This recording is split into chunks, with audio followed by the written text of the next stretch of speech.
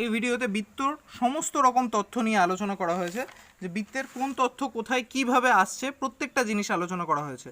এই শুধুমাত্র একটা এই ভিডিও যদি তোমরা দেখো তাহলে বৃত্ত সম্পর্কে কোনো কিছু অজানা থাকবে না, আর বিষয়টা সঠিকভাবে বুঝতে পারলে যে কোনো অঙ্ক সলভ করতে পারবে। তাহলে ভিডিওটা তোমাদের বলবো যে ফার্স্ট থেকে শেষ পর্যন্ত প্রত্যেকটা জিনিস দেখো, তাহলে প্রত্যেকটা জিনিস জানতে পারবে, যা যা প্রয়োজনীয় বৃত্ত লেসনের ক্ষেত্রে প্রত্যেকটা জিনিস আলোচনা করা হয়েছে এই ভিডিওর মাধ্যমে।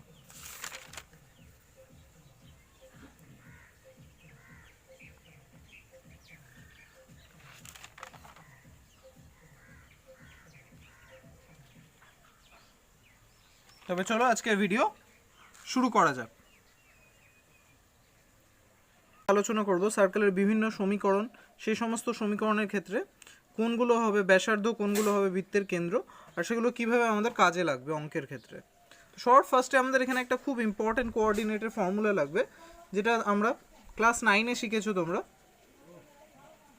যে দুটো বিন্দুর মধ্যবর্তী দূরত্ব যদি আমরা বের করতে চাই তার ফর্মুলা কি। সাপোজ ধরে নিচ্ছি দুটো বিন্দু, একটা হচ্ছে x1 y1 আর অপরটা হচ্ছে x2 y2। তবে বিন্দু দুটোর মধ্যবর্তী দূরত্ব নির্ণয়ের ফর্মুলা হচ্ছে √x1 - x2 তার whole square plus y1 - y2 তার হোল স্কোয়ার। বা যেহেতু a - b হোল স্কোয়ার আর b - a হোল স্কোয়ার একই হয়, তো এটাকে এইভাবেও লিখতে পারো, x2 - x1 তার whole square plus y2 - y1 তার হোল স্কোয়ার, এমনটা। শর্ট ফার্স্টে আমরা বৃত্তের যেটা আলোচনা করব, যে কোনো বৃত্তের কেন্দ্র যদি মূল বিন্দুগামী হয় এবং তার ব্যাসার্ধ জানা থাকে, তাহলে সেক্ষেত্রে তার সমীকরণ কি হবে এই সূত্রগুলো অ্যাপ্লাই করে। তাহলে কি, কেন্দ্র মূল বিন্দুগামী এবং ব্যাসার্ধ, আমরা এখানে ধরে নিচ্ছি ব্যাসার্ধ a, তাহলে কেন্দ্র মূল বিন্দুগামী, মূল বিন্দুগামী তো না, মূল বিন্দু এবং ব্যাসার্ধ a হলে বা a একক হলে সেক্ষেত্রে সেই বৃত্তের সমীকরণ কি হবে আমরা আলোচনা করব। সাপোজ একটা বৃত্ত হচ্ছে এমনটা, আর বৃত্তের সমীকরণের ক্ষেত্রে আমাদের কার প্রয়োজন হয়, আমাদের ভেরিয়েবলের প্রয়োজন হয়। আর বৃত্তের সমীকরণকে রিপ্রেজেন্ট করবে সেই ভেরিয়েবল, এর অর্থ হচ্ছে সেই ভেরিয়েবল যুক্ত স্থানাঙ্কটাকে বৃত্তের পরিধির উপর অবস্থান করতে হবে। সাপোজ আমরা ধরছি পরিধির উপর একটা বিন্দু পি, যার স্থানাঙ্ক হচ্ছে x, y। আর আমরা আগে উল্লেখ করেছি কেন্দ্র যদি মূল বিন্দুগামী হয় তবে তার কেন্দ্রের স্থানাঙ্ক 0, 0, আর বৃত্তের ব্যাসার্ধ a একক। ব্যাসার্ধ মানে কি, কেন্দ্র থেকে পরিধির উপর যে কোনো বিন্দুর মধ্যবর্তী দূরত্ব, তাহলে এক্ষেত্রে এই ডিস্টেন্সটা হচ্ছে আমাদের a একক, এমনটা আছে। এবার আমরা শিখলাম কি দুটো বিন্দুর মধ্যবর্তী দূরত্ব আমরা আগেই জানতাম এই ফর্মুলাটা, তাহলে সেই হিসেবে যদি আমরা চলি তাহলে এখানে দুটো বিন্দু, একটা হচ্ছে এই মূল বিন্দু এবং অপর বিন্দু হচ্ছে পি বিন্দু। এই দুটো বিন্দুর মধ্যবর্তী দূরত্ব যদি আমরা বের করতে চাই মূল বিন্দুটাকে ও ধরে, তাহলে ওপি ডিস্টেন্সটা কি হচ্ছে, ওপি ডিস্টেন্সটা হচ্ছে উপরের ফর্মুলা হিসেবে x - 0 তার হোল স্কোয়ার প্লাস y - 0 তার হোল স্কোয়ার। আর যেহেতু ওপিটা বৃত্তের ব্যাসার্ধ, সুতরাং তার মান হচ্ছে a, তাহলে আমরা এটাকে এমনটা লিখতেই পারি a = √0 x - 0 মানে কি x স্কোয়ার আর y - 0 y স্কোয়ার। তো এমনটা লেখা যেতে পারে, বা বোথ সাইড হোল স্কোয়ার করে আমরা রাশিটাকে এমনটা লিখতেই পারি যে a square = x square plus y square, বা x square plus y square = a square. এই হলো আমাদের কেন্দ্র, মূলবিন্দু এবং ব্যাসার্ধ যদি a একক হয় সেই বৃত্তের সমীকরণ। আশা করি কারো বুঝতে কোনো রকম অসুবিধা হলো না। এর প্রশ্ন হচ্ছে, যদি বৃত্তটার কেন্দ্র মূলবিন্দু না হয়ে অন্য কোনো বিন্দু হতো এবং তার স্থানাঙ্ক যদি আমাদের জানা হতো, সেক্ষেত্রে বৃত্তের সমীকরণ কি হতো। তাহলে আমরা এখানে ধরে নিচ্ছি কেন্দ্রটা মূলবিন্দু না, তার পরিবর্তে কেন্দ্রটা হচ্ছে আলফা, বিটা বিন্দু।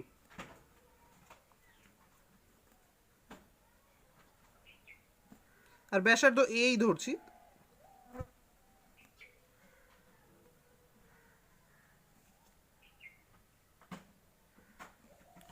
তাহলে বৃত্তের সমীকরণ কি হবে এবার আলোচনা করা যাক। আমরা একটা আগের মতোই যদি ছবি নিই, তাহলে এটা হচ্ছে আমাদের বৃত্ত, তার কেন্দ্র হচ্ছে এটা, যেটা আলফা, বিটা বিন্দু, এটাকে ও ধরছি, এবং আগের মতোই পরিধির উপর একটা বিন্দু যদি x, y হয়। x, y কেন রাখবে, কারণ আমাদের ভেরিয়েবলের প্রয়োজন আছে সমীকরণের জন্য। এই x, y রিপ্রেজেন্ট করবে পরিধির উপর যে কোনো বিন্দুকে। এবং এর ব্যাসার্ধ হচ্ছে এই ডিস্টেন্সটা, যেটা হচ্ছে এ। আগের মতোই যদি আমরা ভাবি তাহলে কি হবে, এখানে আমরা ওপি ইকুয়ালস টু পাবো রুট ওভার, এখানে আমাদের বিন্দু হচ্ছে একটা আলফা এক্সের স্থানাঙ্ক, একটা ক্ষেত্রে আলফা অন্যটা ক্ষেত্রে এক্স, তাহলে এখানে হবে এক্স মাইনাস আলফা তার square plus y minus beta তার স্কোয়ার। আর ওপি যেহেতু বৃত্তের ব্যাসার্ধ যেটার মান আমরা ধরে নিয়েছি এ, তো এখান থেকে আমরা ইজিলি পাচ্ছি এ সমান সমান root over x minus alpha তার whole square plus y minus beta তার হোল স্কোয়ার। অর্থাৎ এখান থেকে আমরা পেয়ে যাচ্ছি এমনটা যে a square equals to x minus alpha তার square plus y minus beta তার হোল স্কোয়ার, এমনটা। বা এটাকে গুছিয়ে এইভাবে লিখতে পারি যে এক্স মাইনাস আলফা তার square plus y minus beta তার হোল স্কোয়ার ইকুয়ালস টু হচ্ছে এ স্কোয়ার। তাহলে যদি কেন্দ্র আলফা কমা বিটা বিন্দু হয় এবং ব্যাসার্ধ এ হয়, সেক্ষেত্রে বৃত্তের সমীকরণ হচ্ছে আমাদের এটা। তাহলে এখনও পর্যন্ত আমরা দুটো জিনিস জানলাম বৃত্তের সমীকরণে, আর উভয় ক্ষেত্রে আমরা কেন্দ্র এবং ব্যাসার্ধের দৈর্ঘ্য জানতাম। এবার ধীরে ধীরে আমরা আলোচনা করব এমনভাবে, যদি আমরা কেন্দ্র এবং ব্যাসার্ধের দৈর্ঘ্য দুটোই না জানি তবুও কীভাবে বৃত্তের সমীকরণ বের করতে পারবো। ফার্স্টে আমরা আলোচনা করব general equation of circle. General equation হচ্ছে বৃত্তের সাধারণ সমীকরণ যেটা বলা হয়।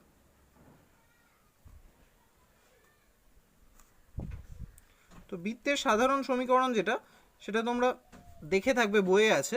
বৃত্তের সাধারণ সমীকরণ হয় হচ্ছে x square plus y square plus 2gx plus 2fy plus c equals to 0। এটা হচ্ছে বৃত্তের সাধারণ সমীকরণ। এর প্রশ্ন হচ্ছে এমনটা বৃত্তের সাধারণ সমীকরণ, তবে সমীকরণ দেখে আমরা কীভাবে বুঝবো যে এই বৃত্তটা, অর্থাৎ এই সমীকরণটা যে বৃত্তটাকে রিপ্রেজেন্ট করছে সেই বৃত্তটার ব্যাসার্ধ কত এবং সে কেন্দ্র কত হবে সেই বৃত্তটার। তো সেই জন্য আমরা এটাকে, এর আগে আমরা যেটা আলোচনা করলাম, অর্থাৎ বৃত্তের কেন্দ্র যদি আলফা হয় সেক্ষেত্রে আলফা কমা বিটা হয়, সেক্ষেত্রে বৃত্তের সমীকরণ এমনটা হয়। এবং এই ক্ষেত্রে আমরা খুব ইজিলি বুঝতে পারছি যে এটা হচ্ছে বৃত্তের ব্যাসার্ধ আর আলফা কমা বিটাটা হচ্ছে বৃত্তের স্থানাঙ্ক। তো এমনভাবে যদি আমরা এই সমীকরণটাকে রূপ দিতে পারি তাহলে সেখান থেকে আলফার স্থানে যে মানটা থাকবে, বিটার স্থানে যে মানটা থাকবে, তাদের সাহায্যে আমরা কেন্দ্রের স্থানাঙ্ক পেয়ে যাব এবং এর জায়গায় যে মানটা থাকবে তার সাহায্যে আমরা ব্যাসার্ধের দৈর্ঘ্য পেয়ে যাব। তো সেটা করার জন্য আমরা চেষ্টা করব এই সমীকরণটাকে এরকম রূপ দেওয়ার। সবার ফার্স্টে এক্স স্কোয়ার আছে, তার সাথে আছে 2gx। তো আমরা যদি এক্স স্কোয়ারটাকে এ স্কোয়ার এবং 2gxটাকে 2ab আকারে ভাবি, তাহলে আমাদের তার জন্য প্রয়োজন এখানে বি স্কোয়ার, আর বি হচ্ছে সেক্ষেত্রে জি। তাহলে আমাদের এখানে প্রয়োজন জি স্কোয়ার। তাহলে এটা একটা এ প্লাস বি হোল স্কোয়ারের ফর্মুলা পড়ছে।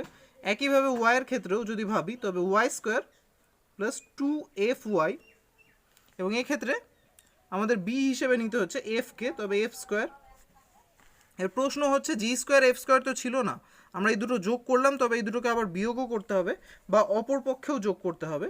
তো আমরা তাই করব, এই দুটো টার্মকে বিয়োগ করে দিই, অর্থাৎ minus g square minus f square plus c equals to 0। এই দুটো টার্ম অতিরিক্ত নেওয়া হয়েছিল, ওই জন্য এই দুটো টার্মকে মাইনাস করে দিলাম। এবার সমীকরণটা কি দেখা যাচ্ছে, এইটুকু থেকে আমরা পাচ্ছি এক্স প্লাস জি তার হোল স্কোয়ারের ফর্মুলা, এখান থেকে পাচ্ছি ওয়াই প্লাস এফ তার হোল স্কোয়ারের ফর্মুলা, আর এই বাকি অবশিষ্ট টার্মটাকে আমি যদি ডান পক্ষে নিয়ে যাই তাহলে কি পাওয়া যাচ্ছে দেখা যাক। Minus g square minus F স্কোয়ারগুলো অন্য পক্ষে গিয়ে প্লাস হয়ে যাবে, অর্থাৎ g square plus f square, আর সিটা প্লাস ছিল সিটা মাইনাস হয়ে যাবে।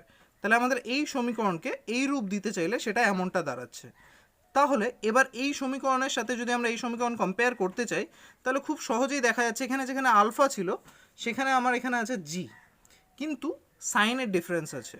একই ব্যাপার এখানে যেখানে বিটা ছিল সেখানে আমার এফ আছে, একই রকম সাইনের ডিফারেন্স আছে, আর এখানে এ স্কোয়ারের জায়গায় আমার এমনটা টার্ম আছে। তাহলে সাইনের ডিফারেন্সটা দূর করার জন্য আমরা কি করব, এখানে ভেতরের টার্মটাকে এক্স মাইনাস মাইনাস জি আকারে যদি নিয়ে নিই তাহলে সাইনের ডিফারেন্সটা আর থাকবে না। একইভাবে এটাকেও তাই করব, অর্থাৎ ওয়াই মাইনাস মাইনাস এফ তার হোল স্কোয়ার।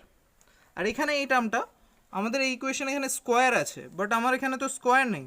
তো একটা কাজ করি, এই টার্মটাকে রুটের ভেতর নিয়ে তার স্কোয়ার বানিয়ে দিই, অর্থাৎ g square plus f square minus c আমরা জানি স্কোয়ার রুট মানে টু দি পাওয়ার হাফ, সেই ধরুন আমরা উপরে একটা স্কোয়ার নিতে পারি। তাহলে এই পরিস্থিতিতে এই ইকুয়েশনটা একদম কমপ্লিট এই ইকুয়েশনের মতোই আছে, কারণ এখানে মাঝে মাইনাস ছিল, এখানেও মাইনাস আছে।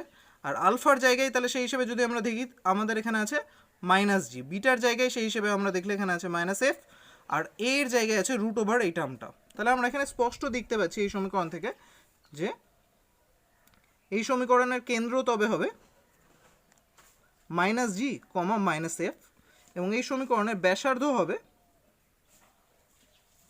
রুটের ভেতরের এই টার্মটা, অর্থাৎ root over g square plus f square minus c square, এমনটা। এবার এখানে কিছু জিনিস বোঝার জিনিস হচ্ছে এই যে রুটের ভেতরে এই টার্মটা যেটা আছে, কোনো ক্ষেত্রে যদি g square plus f square equals to c square হয়, তবে এই রুটের ভেতর এই টার্মটা কী আসবে, এই টার্মটা আসবে জি স্কোয়ার প্লাস এফ স্কোয়ার যদি সি স্কোয়ার হয়ে থাকে, তবে সেক্ষেত্রে এখানে রুটের ভেতর সি স্কোয়ার নেই, সি আছে। তাহলে কোনো ক্ষেত্রে যদি g square plus f square equals to c হয়, তবে সেক্ষেত্রে এই রুটের ভেতর আমরা কি পাবো, জি স্কোয়ার প্লাস এফ স্কোয়ারের ধরুন সি এবং মাইনাস সি, অর্থাৎ এর মানটা আমরা পাচ্ছি 0। এর অর্থ দাঁড়াচ্ছে এই যে এক্ষেত্রে আমাদের এই ব্যাসার্ধের দৈর্ঘ্যটা দাঁড়াচ্ছে 0। তাহলে কোনো ক্ষেত্রে যদি g square plus f square equals to c হয়, সেক্ষেত্রে সমীকরণের ব্যাসার্ধ যেহেতু নেই, আর কোনো বৃত্তের ব্যাসার্ধ না থাকার অর্থ হলো বৃত্তটা একটা বিন্দুকে রিপ্রেজেন্ট করবে, কারণ স্পষ্টই কোনো বৃত্তের ব্যাসার্ধের দৈর্ঘ্য এই ডিস্টেন্সটা হয়। যদি এই ডিস্টেন্সটা নাই থাকে, শূন্যই হয়, তবে শুধু পড়ে থাকবে এই পয়েন্টটা যেটা একটা বিন্দুকে রিপ্রেজেন্ট করবে। তাহলে আমরা লিখতে পারি যে g square plus f square equals to c হলে সেক্ষেত্রে সমীকরণটি একটি বিন্দুকে প্রকাশ করবে।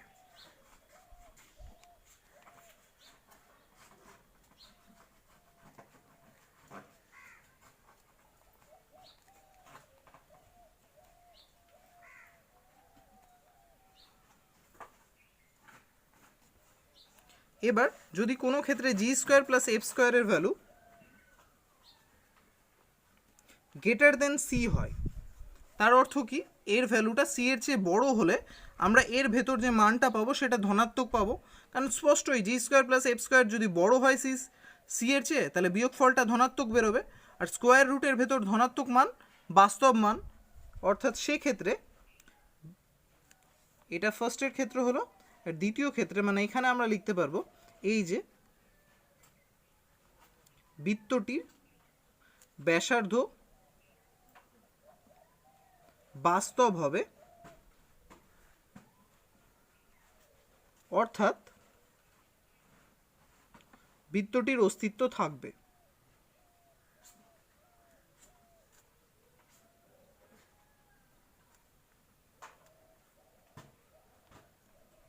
তাহলে এখানে বিষয়টা এই বোঝা গেল যে কোনো ক্ষেত্রে জি স্কোয়ার প্লাস এফ স্কোয়ার যদি সি এর চেয়ে বড় হয়, তাহলে সেই ক্ষেত্রে বিষয় সম্পূর্ণ নর্মাল, বৃত্তটা একটা সঠিক বৃত্তকে রিপ্রেজেন্ট করবে এবং তার ব্যাসার্ধ একটা বাস্তব মান পাওয়া যাবে।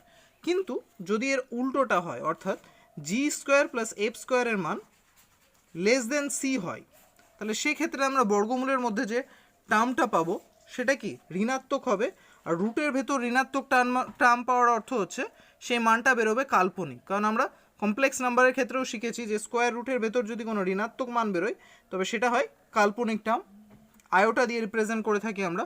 তাহলে এই ক্ষেত্রে আমরা পাবো যেটা এই শর্ত যদি হয়ে থাকে সেক্ষেত্রে বৃত্তটির ব্যাসার্ধ কাল্পনিক হবে।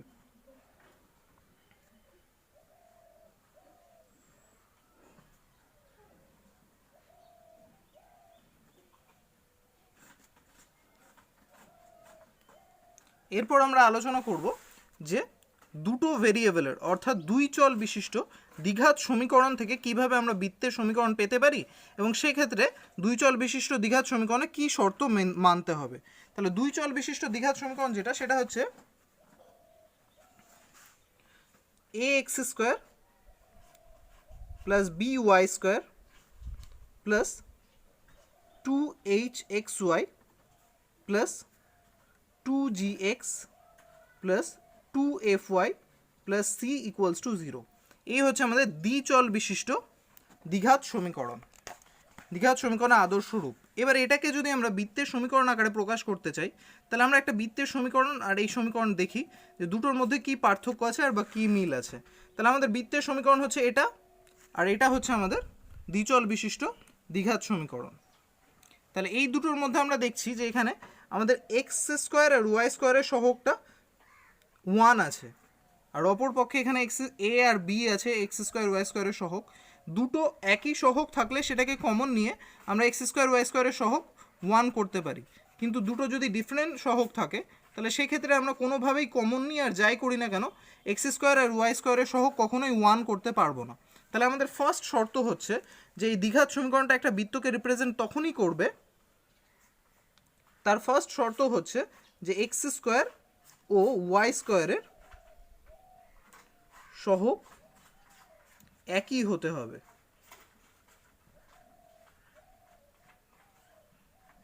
একই হলে কি লাভ হচ্ছে আমি দেখাই। এই এ এক্স স্কোয়ার আর এখানে বি এর মানও যদি এ হতো, তবে এ ওয়াই স্কোয়ার হওয়ার দরুন আমরা বোথ থেকে এ কমন নিয়ে সেই টার্মটাকে ডান পক্ষে আনতে পারতাম, তার ফলে এখানে এক্স স্কোয়ার আর ওয়াই স্কোয়ার পাওয়া যেত।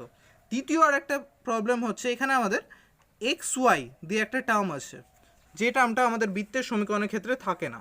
সুতরাং এই টার্মটা আমাদের থাকলে চলবে না। তাহলে এই টার্মটা না থাকার অর্থ হচ্ছে এই যে এইচের ভ্যালু, অর্থাৎ এই টার্মের যে কোএফিসিয়েন্ট আছে সহগ আছে 2h, সেখানে এই এইচটার ভ্যালু 0 হতে হবে। তাহলে আমরা এখানে লিখব যে এক্স ওয়াইয়ের সহগ 0 হতে হবে,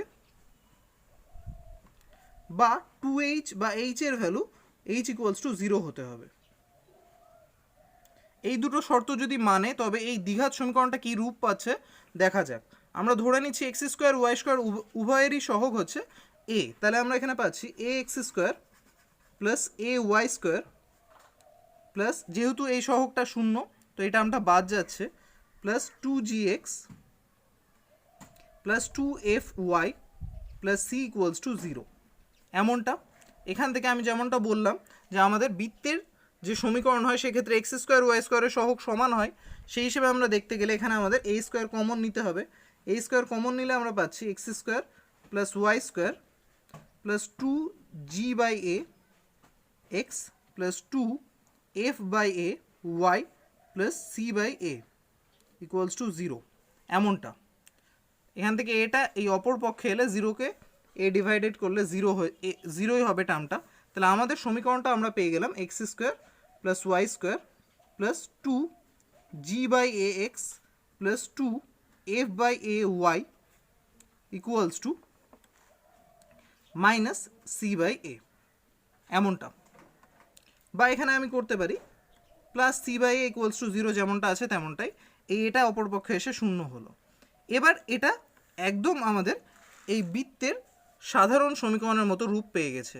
এক্ষেত্রে আমরা কি দেখি, এক্ষেত্রে আমরা দেখি এক্স এর সহগের সঙ্গে 2 এর সাথে যে টার্মটা থাকে এবং ওয়াই এর সহগের সঙ্গে 2 এর সাথে যে টার্মটা থাকে সেই দুটোর আগে ঋণাত্মক চিহ্ন যুক্ত হয়ে আমরা কেন্দ্রকে রিপ্রেজেন্ট করি। তাহলে সেই হিসেবে যদি আমরা দেখতে চাই, এক্ষেত্রে আমাদের এই সমীকরণটা যে বৃত্তকে রিপ্রেজেন্ট করবে তার কেন্দ্র হবে -g/a, -f/a। এমনটা, কারণ এই ক্ষেত্রে আমাদের সমীকরণটা এমনটা ছিল, এখানে শুধুমাত্র জি আর এফ ছিল, তার দরুন তার কেন্দ্র ছিল -g - f, আর এক্ষেত্রে আমাদের আছে g/a এবং f/a, তার দরুনের কেন্দ্র হচ্ছে -g/a -f/a, এবং এই ক্ষেত্রে এর ব্যাসার্ধ হবে আগের মতোই। যদি আমরা কম্পেয়ার করে চলি তাহলে এই ক্ষেত্রে এর ব্যাসার্ধ হবে g/a তার স্কোয়ার প্লাস f/a তার স্কোয়ার মাইনাস c/a। এমনটা, তাহলে এমনটা যদি এর ব্যাসার্ধ হয়ে থাকে, এই প্রত্যেকটা টার্মের নিচে a আছে, তো আমি যদি প্রয়োজন মতো a স্কোয়ার নিচ থেকে কমন নিতে চাই 1/a², তাহলে আমার টার্মটা এমন দাঁড়াচ্ছে g/a তার square, sorry g square plus f square minus c/a। আশা করি তোমরা বুঝতে পারলে এখানে a ছিল কিন্তু আমি 1/a² কমন নিলাম, তো এটাকে এমনটাও লেখা যেতে পারে 1/a, a স্কোয়ার আছে তো এটাকে রুটের বাইরে নিয়ে নিলাম, আর ভেতরে পেলাম g² plus f² minus ca।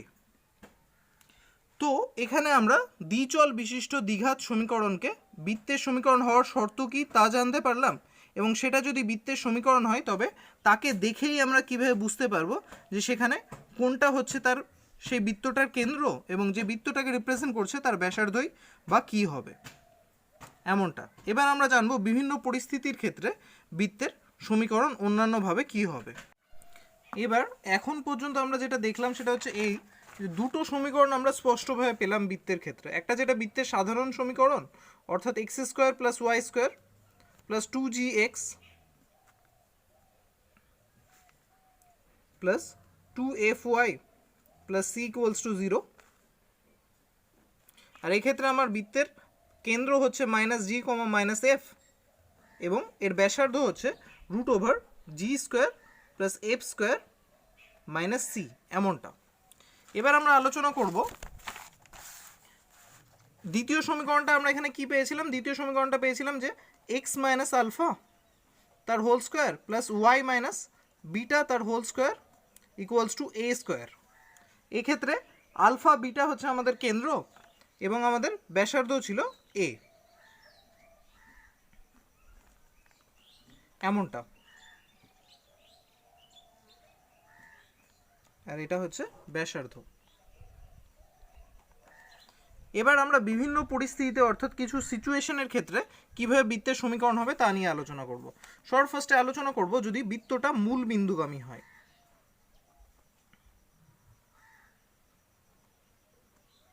মূল বিন্দুগামী হয়, এখানে কেউ কনফিউজ হবে না। সবার ফার্স্টে আমরা যেটা আলোচনা করেছিলাম সেক্ষেত্রে বৃত্ত কিন্তু মূল বিন্দুগামী ছিল না, সেক্ষেত্রে বৃত্তের কেন্দ্রটা ছিল মূল বিন্দু।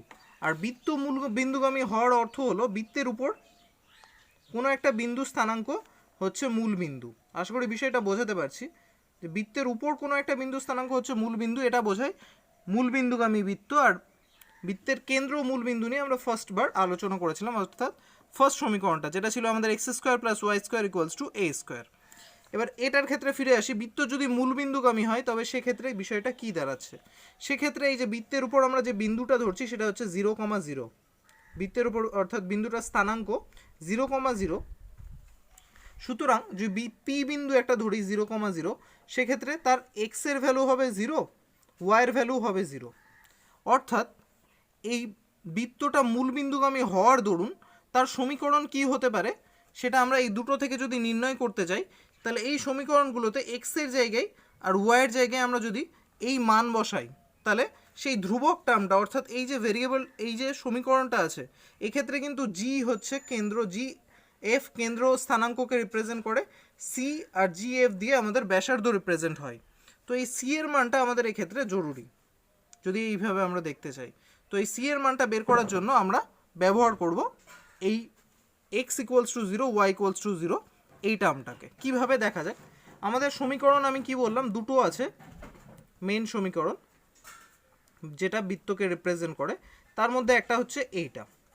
এখানে যদি আমরা x equals to 0, y equals to 0 বসাই তাহলে কী দাঁড়াচ্ছে? 0 স্কোয়ার 0, 0 স্কোয়ার 0, 2g ইন্টু 0 অর্থাৎ 0, 2f ইন্টু 0 অর্থাৎ 0। তাহলে পড়ে থাকছে c ইকুয়ালস টু 0। তাহলে আমরা এখানে স্পষ্ট পেয়ে গেলাম যে এই সমীকরণে c এর ভ্যালু হচ্ছে 0।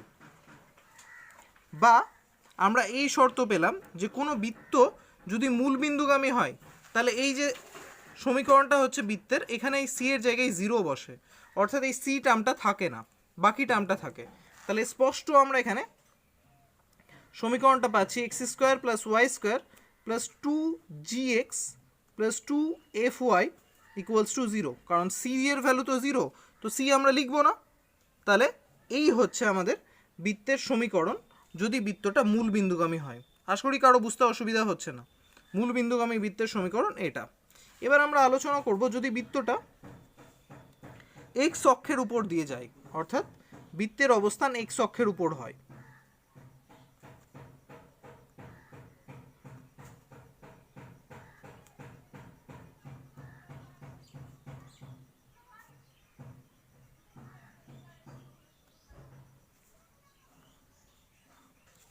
বৃত্তের অবস্থান যদি এক্স অক্ষের উপর হয় তবে সেক্ষেত্রে এক্স অক্ষের উপর সেই বিন্দুটার স্থানাঙ্কর ক্ষেত্রে কি হবে? ওয়াইয়ের ভ্যালু হবে 0, কারণ আমরা কি জানি, সাপোজ এটা হচ্ছে আমাদের দুটো অক্ষ x dash x y dash y, আর বৃত্তটা এমনভাবে গেছে, আমি ধরে নিলাম এটাকেও ধরতে পারি বা এটাকেও ধরতে পারি, তাহলে এই বিন্দুর ক্ষেত্রে এক্সের স্থানাঙ্ক যা খুশি হোক না কেন, ওয়াইয়ের স্থানাঙ্ক তো 0, তা নিয়ে কোনো ডাউট নেই, কারণ আমরা জানি এক্স অক্ষের ওপর যে কোনো বিন্দুর ক্ষেত্রে ওয়াইয়ের স্থানাঙ্ক 0 হয়। তাহলে আগের বার যেহেতু মূল বিন্দু হওয়ার দরুন আমরা এক্সের জায়গায়ও 0 বসালাম, ওয়াইয়ের জায়গাতেও 0 বসালাম, তাহলে এই ক্ষেত্রে এক্সের উপর, এক্স অক্ষের উপর হওয়ার দরুন আমরা ওয়াইয়ের জায়গায় 0 বসাতে পারি। তাহলে এই সমীকরণ থেকে কি পাবো, সমীকরণটা হচ্ছে এমনটা, x square y square plus 2gx plus 2fy plus c equals to 0। এক্ষেত্রে যেখানে যেখানে ওয়াই আছে সেখানে সেখানে যদি আমি 0 বসাই, তাহলে আমি পাচ্ছি এক্স স্কোয়ার প্লাস 0 তার square plus 2gx plus 2f into 0 plus c equals to 0। অর্থাৎ এখানে আমার পড়ে থাকছে এই যে x square plus 2gx plus c equals to 0, বা সি এর যে ভ্যালুটা সেটা হচ্ছে এক্স স্কোয়ার মাইনাসে এক্স স্কোয়ার মাইনাস 2gx। এবার দ্বিতীয় সমীকরণ, অর্থাৎ এক্স মাইনাস আলফা তার whole square plus y minus beta তার whole square equals to a square, এই সমীকরণ যদি আমরা দেখি তাহলে সমীকরণটা হচ্ছে এমনটা, এক্স মাইনাস আলফা তার square plus y minus beta তার square equals to a square, এমনটা হচ্ছে বৃত্তটার সমীকরণ। এবং এখানে আমরা দেখলাম যে এক্ষেত্রে এই বৃত্তটা পি বিন্দু দিয়ে যায় এবং পি বিন্দু স্থানাঙ্ক 0,0, অর্থাৎ এই সমীকরণের উপর একটা বিন্দু আছে যে ক্ষেত্রে আমি x equals to 0 y equals to 0 নিতে পারি, এবং সেক্ষেত্রে আমরা কি পাচ্ছি, এখানে পাচ্ছি 0 মাইনাস আলফা তার স্কোয়ার প্লাস 0 মাইনাস বিটা তার square equals to a square, বা 0 মাইনাস আলফা মানে কি মাইনাস আলফা তার স্কোয়ার হচ্ছে আলফা স্কোয়ার, 0 মাইনাস বিটা মানে মাইনাস বিটা তার স্কোয়ার হচ্ছে বিটা স্কোয়ার। তার অর্থ হচ্ছে এই যে আমি এ স্কোয়ার ইকুয়ালস টু পাচ্ছি alpha square plus beta square. তাহলে এই সমীকরণটাতে এই স্কোয়ারের জায়গায় যদি আমি alpha square plus beta square বসাই, তবে সেটা হবে এই সমীকরণে মূল বিন্দুগামী বৃত্তের সমীকরণ। তাহলে আমি দেখি এক্স মাইনাস আলফা তার square plus y minus beta তার স্কোয়ার, আর এই স্কোয়ারের জায়গায় আমি বসালাম এই মানটা, তাহলে কি পাচ্ছি, এটা পাচ্ছি alpha square plus beta square. তাহলে এই হলো আমার সমীকরণ, দ্বিতীয় সমীকরণটার রূপ, যদি সেটা বৃত্তের মূল বিন্দুগামী হয়ে থাকে। তাহলে প্রথম সমীকরণের ক্ষেত্রে সেটা হচ্ছে এমনটা, দ্বিতীয় সমীকরণের ক্ষেত্রে হচ্ছে এমনটা। এবার আমরা আলোচনা করব যদি কোনো ক্ষেত্রে বৃত্তের কেন্দ্র এক্স অক্ষর উপর অবস্থান করে, তাহলে বৃত্তের কেন্দ্র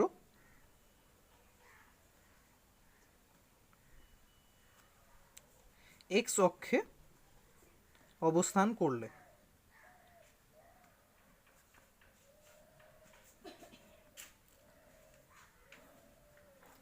বৃত্তের কেন্দ্র যদি এক্স অক্ষে অবস্থান করে তবে ছবিটা কেমন হবে, এটা আমি ধরে নিচ্ছি অ্যাক্সিস আগের মতো x dash x y dash y, তাহলে বৃত্তটা এমনটা হবে, সরি বৃত্তটা একটু বাজে হয়ে গেল, এটা হচ্ছে আমাদের বৃত্ত, এবং সেক্ষেত্রে কেন্দ্রটা এমন জায়গায় হবে। আর বৃত্তের কেন্দ্র এমন জায়গায় হওয়ার অর্থ হচ্ছে কি, যে এই বৃত্তের কেন্দ্রের এক্সের স্থানাঙ্ক যা খুশি হোক না কেন, ওয়াইয়ের স্থানাঙ্ক কিন্তু 0ই হবে, কারণ এক্স অক্ষের উপর প্রতিটা বিন্দুর কোটি সবসময় 0 হয়, কোটি অর্থাৎ ওয়াইয়ের স্থানাঙ্ক। তাহলে আমরা পেলাম এই যে যদি কোনো ক্ষেত্রে বৃত্তের কেন্দ্র এক্স অক্ষে অবস্থান করে, তাহলে সেক্ষেত্রে সেই কেন্দ্রের কোটি অর্থাৎ ওয়াইয়ের স্থানাঙ্ক 0 হবে। তাহলে যদি এই সমীকরণটা আমরা ভাবি এবং এই সমীকরণটাকে মনে করি যে এই সমীকরণটা কেন্দ্র এক্স অক্ষের উপর অবস্থান করেছে, তাহলে এই সমীকরণের কেন্দ্র কি ছিল, কেন্দ্রে minus g comma minus f এর কেন্দ্রের স্থানাঙ্ককে রিপ্রেজেন্ট করছিল। তাহলে এখানে যদি ওয়াইয়ের স্থানাঙ্ক 0 হয়, তাহলে নিশ্চয়ই এফ এর স্থানাঙ্ক কী হবে 0, বা মাইনাস এফ এর স্থানাঙ্ক মাইনাস এফ এর ভ্যালু 0 হবে। তাহলে এই সমীকরণে যদি আমরা এফ এর জায়গায় 0 বসাই, তাহলে খুব সহজেই আমরা সেই সমীকরণটা পেয়ে যাব, যে সমীকরণটা এক্স অক্ষের বৃত্তের কেন্দ্র এক্স অক্ষের উপর অবস্থান করলে সেই বৃত্তকে রিপ্রেজেন্ট করবে। তাহলে x square plus y square plus 2gx plus 2fy plus c equals to 0, এটা ছিল আমাদের সমীকরণ। এবং এই ক্ষেত্রে আমি দেখলাম যে এফ এর ভ্যালু হচ্ছে 0। তাহলে এফ যদি 0 হয় তাহলে এই সমীকরণটা কী দাঁড়াচ্ছে এমনটা যে x square plus y square plus 2gx plus 2 into f into 0 অর্থাৎ 2 ইন্টু 0 ইন্টু ওয়াই অর্থাৎ 0 প্লাস সি ইকুয়ালস টু 0। তাহলে এই হবে এই ফার্স্ট সমীকরণটার রূপ যদি বৃত্তের কেন্দ্র এক্স অক্ষের উপর অবস্থান করে। আর দ্বিতীয় ক্ষেত্রে ভাবি, দ্বিতীয় সমীকরণটা আমাদের কী ছিল? X minus alpha square plus y minus beta তার whole square equals to a square. এক্ষেত্রে আমাদের বৃত্তের কেন্দ্রের স্থানাঙ্ক ছিল আলফা আর বিটা, অর্থাৎ আলফাটা ছিল বৃত্তের কেন্দ্রের ভুজ এবং বিটাটা ছিল কোটি। আর যদি আমরা বৃত্তটা এক্স অক্ষের, বৃত্তের কেন্দ্র এক্স অক্ষে অবস্থান করে তাহলে তার কোটিটা কী হবে? 0। সুতরাং আমরা এই সমীকরণটা নিয়ে যদি কাজ করি, এক্স মাইনাস আলফা তার whole square plus y minus beta তার whole square equals to a square, তাহলে নিশ্চয়ই এইখানে আমি বিটার জায়গায় 0 বসাতে পারবো। শর্তটা আমরা এক্ষুনি আলোচনা করলাম। তাহলে কি দাঁড়াচ্ছে সমীকরণটা দাঁড়াচ্ছে এক্স মাইনাস আলফা তার whole square plus y minus 0, যেহেতু বিটার ভ্যালু 0, তার whole square equals to a square, বা এক্স মাইনাস আলফা তার whole square plus y square equals to a square. তাহলে এটা হচ্ছে আমার যদি বৃত্তের কেন্দ্র এক্স অক্ষে অবস্থান করে তার সমীকরণের একটা রূপ। আর আগেরটা ছিল এইটা। আশা করি কারো বুঝতে কোনো রকম অসুবিধা হচ্ছে না। তাহলে একইভাবে আমরা এই সাথেই যদি আলোচনা করি বৃত্তের কেন্দ্র ওয়াই অক্ষে অবস্থান করলে, তাহলে বৃত্তের কেন্দ্র ওয়াই অক্ষে অবস্থান করলে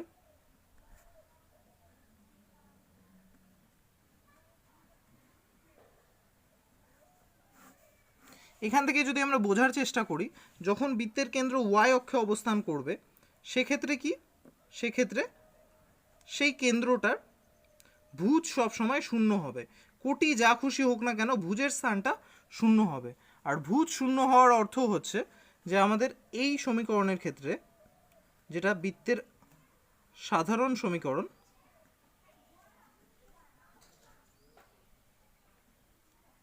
সেই সমীকরণের যদি ভুজ অর্থাৎ এই স্থানাঙ্ক এই জায়গাটা 0 হয়, তার অর্থ হচ্ছে জি এর মান 0 বেরোবে। আর এই সমীকরণের ক্ষেত্রে কেন্দ্রের স্থানাঙ্ক আলফা আর বিটা হয়, যদি তার কেন্দ্রের ভুজ 0 হয় অর্থাৎ আলফার ভ্যালু 0 বেরোবে। তাহলে সেক্ষেত্রে ওয়াই অক্ষের উপর অবস্থান করার দরুন এক্ষেত্রে আমরা যেখানে জি থাকবে তার জায়গায় 0 বসাবো এবং সমীকরণটা পাবো x square plus y square. এখানে জি এর জায়গায় 0 বসানোর দরুন সম্পূর্ণ টার্মটা 0, সেটা না বসিয়ে 2fy plus c equals to 0। তাহলে এটা হচ্ছে আমাদের বৃত্তের কেন্দ্র যদি ওয়াই অক্ষের উপর অবস্থান করে তার সমীকরণ। আর দ্বিতীয় সমীকরণটা থেকে যদি আমরা ভাবি, অর্থাৎ এক্স মাইনাস আলফা তার square plus y minus beta তার square equals to a square. এক্ষেত্রে আমাদের কেন্দ্র কি ছিল? এক্ষেত্রে আমাদের কেন্দ্র আলফা বিটা ছিল এবং ওয়াই অক্ষে অবস্থান করার দরুন আলফার স্থানাঙ্ক 0 হতে বাধ্য। সুতরাং এই সমীকরণটা আমরা পাচ্ছি এক্স মাইনাস 0 তার square plus y minus beta তার square equals to a square. X minus 0কে আমরা এক্স স্কোয়ার বলতে পারি, তবে x square plus y minus beta তার whole square equals to a square. এটা হলো আমাদের দ্বিতীয় সমীকরণের রূপ যদি বৃত্তটির কেন্দ্র ওয়াই অক্ষে অবস্থান করে।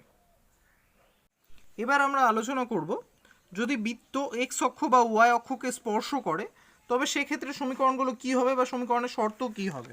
তাহলে ফার্স্টে আমরা আলোচনা করব যদি বৃত্ত এক্স অক্ষকে স্পর্শ করে।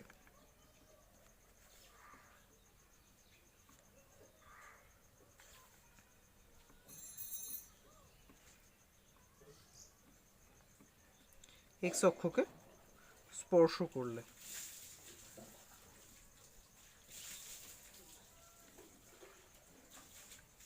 বৃত্ত এক্স অক্ষকে যদি স্পর্শ করে তাহলে বৃত্তটা এইভাবে অবস্থান করবে। ধরো এটা হচ্ছে আমাদের দুটো axis, x dash x, y dash y. আর বৃত্ত এক্স অক্ষকে স্পর্শ করলে বৃত্তটা এমনটা হবে।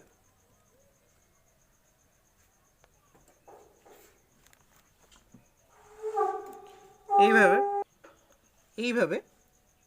আর আমরা বৃত্তের দুটো সমীকরণ এখনো পর্যন্ত যেটা জেনেছি ওটা যদি আমি লিখি, দ্বিতীয়টা হচ্ছে এটা এক্স মাইনাস আলফা তার স্কোয়ার ওয়াই মাইনাস বিটা তার square equals to a square. এখানে এ হয় ব্যাসার্ধ এবং কেন্দ্র হয় আলফা কমা বিটা। তো এই হিসেবে যদি আমি দেখি তাহলে কেন্দ্রের স্থানাঙ্ক আলফা কমা বিটা এবং এটা এক্স অক্ষকে স্পর্শ করে আছে, অর্থাৎ এখান থেকে এই ডিস্টেন্সটা হচ্ছে আলফা, আর এখান থেকে এই ডিস্টেন্সটা হচ্ছে বিটা। আর এই ডিস্টেন্সটা কি যদি আমরা বলতে চাই বৃত্তের ক্ষেত্রে, তবে সেটা হচ্ছে বৃত্তের ব্যাসার্ধ। তাহলে আমরা এমনটা বলতে পারি নাকি যে এই সমীকরণের ক্ষেত্রে এ ইকুয়ালস টু হচ্ছে বিটা, যেটা হচ্ছে বৃত্তের ব্যাসার্ধ? ইজিলি বলতে পারি। একইভাবে যদি প্রথম সমীকরণটা আমরা দেখি, অর্থাৎ x square plus y square plus 2gx plus 2fy plus c equals to 0, সেই সমীকরণের ক্ষেত্রে আমরা বৃত্তের কেন্দ্রকে আলফা কমা বিটা বলি না, সেই ক্ষেত্রে আমরা বৃত্তের কেন্দ্রকে বলি minus g comma minus F, এমনটা। তো minus g comma minus F যদি আমরা বৃত্তকে বলে থাকি, তাহলে সেক্ষেত্রে ওয়াইয়ের স্থানাঙ্ক দাঁড়াচ্ছে মাইনাস এফ, অর্থাৎ এই ডিস্টেন্সটা সেক্ষেত্রে দাঁড়াচ্ছে মাইনাস এফ, অর্থাৎ এই ব্যাসার্ধটা দাঁড়াচ্ছে মাইনাস এফ। আর এই সমীকরণের ক্ষেত্রে বৃত্তের ব্যাসার্ধ কি হয়? বৃত্তের ব্যাসার্ধ হয় root over g square plus f square minus c. তাহলে তার মানটা আমার এখানে কি দাঁড়াচ্ছে? Minus f. এবার যদি আমি বোথ সাইডটা হোল স্কোয়ার করে নিই তাহলে কি দাঁড়াচ্ছে? তাহলে রাশিটা দাঁড়াচ্ছে এমন যে g square plus f square minus c equals to f square. কারণ হোল স্কোয়ার করলে এই মাইনাস তো আর এক্সিস্ট করবে না, স্কোয়ার হওয়ার দরুন এটা এফ স্কোয়ার হয়ে যাবে। এবং সেখান থেকে খুব সহজে আমরা একটা শর্ত পাবো যে এইটা অথবা এখানে এফ স্কোয়ারটা এই সাইডে এলে কেটে যাবে এবং জি স্কোয়ার ইকুয়ালস টু সি আমরা পেতে পারি। তাহলে আমরা এখানে পেলাম, যদি সমীকরণটা এমন হতো এবং সেই বৃত্তটা এক্স অক্ষকে স্পর্শ করত, সেক্ষেত্রে এ হচ্ছে বিটার সমান, যা হচ্ছে ব্যাসার্ধ। আর সমীকরণটাকে যদি এমনভাবে থাকতো এবং সেই বৃত্তটা এক্স অক্ষকে স্পর্শ করত, তাহলে সেখানে আমরা একটা শর্ত পেতাম এমনটা, বা জি স্কোয়ার ইকুয়ালস টু সি এমনটা। এবার আমরা আলোচনা করব যদি বৃত্তটা ওয়াই অক্ষকে স্পর্শ করে তবে কেমন হতো। তবে আলোচনা করা যাক বৃত্তটি ওয়াই অক্ষকে স্পর্শ করলে।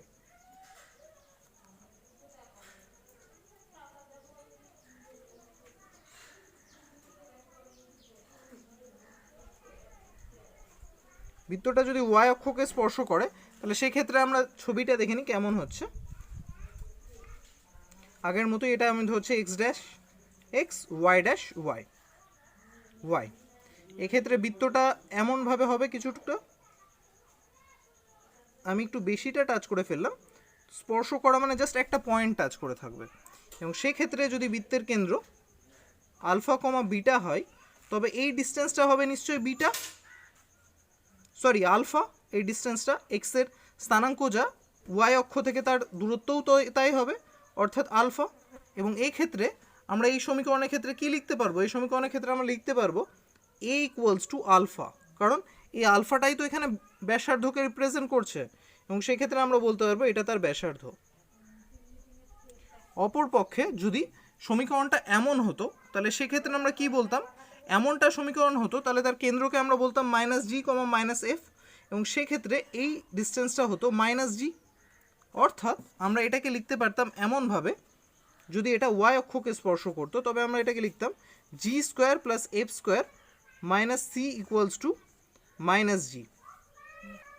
এবার উভয় পক্ষকে বর্গ করলে একইভাবে আমি পেতে পারতাম g square plus f square minus c equals to g square, বা f square equals to c. তাহলে আমরা এখানে এক্স অক্ষ এবং ওয়াই অক্ষকে স্পর্শ করার দরুন দুটো সমীকরণের ক্ষেত্রেই শর্তগুলো পেলাম।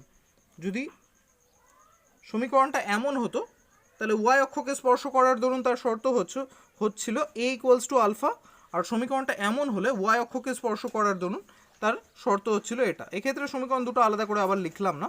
এবার আমরা আলোচনা করব যদি কোনো বৃত্ত এক্স এবং ওয়াই উভয় অক্ষকেই স্পর্শ করে তবে সেক্ষেত্রে সমীকরণ কেমন হবে। বৃত্তটি এক্স ও ওয়াই উভয় অক্ষকে স্পর্শ করলে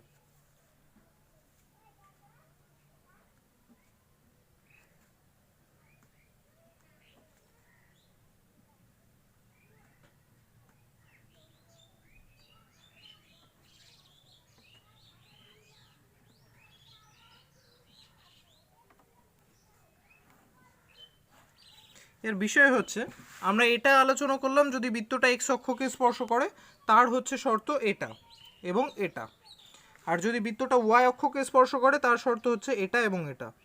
তার অর্থ হচ্ছে এবার যদি বৃত্ত এক্স ও ওয়াই দুটোকেই স্পর্শ করে তাহলে এই শর্তগুলোও ফিল হবে, এই শর্তগুলোও ফিল হবে।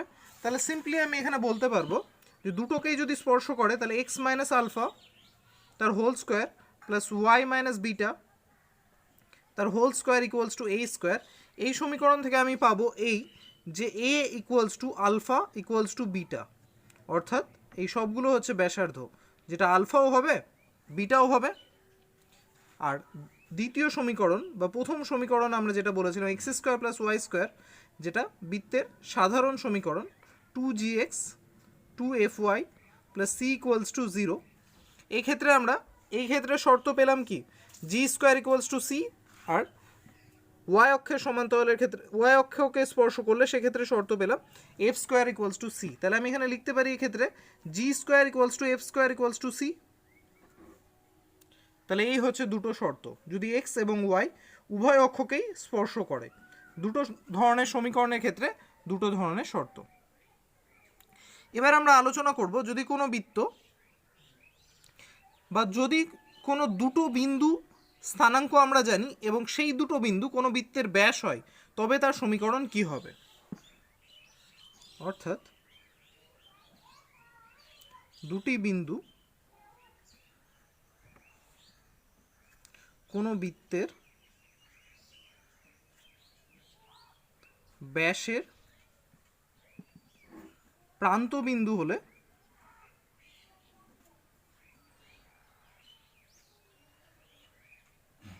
সেই বৃত্তের সমীকরণ কি হবে।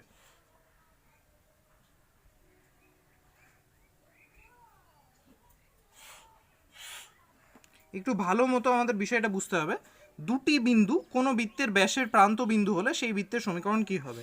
অবশ্যই এই দুটো বিন্দু আমরা জানি, ধরে নিচ্ছি বিন্দু দুটো হচ্ছে x1, y1 হচ্ছে প্রথম বিন্দু স্থানাঙ্ক যেটাকে পি ধরি, আর দ্বিতীয় বিন্দু স্থানাঙ্ক ধরে নিচ্ছি x2, y2।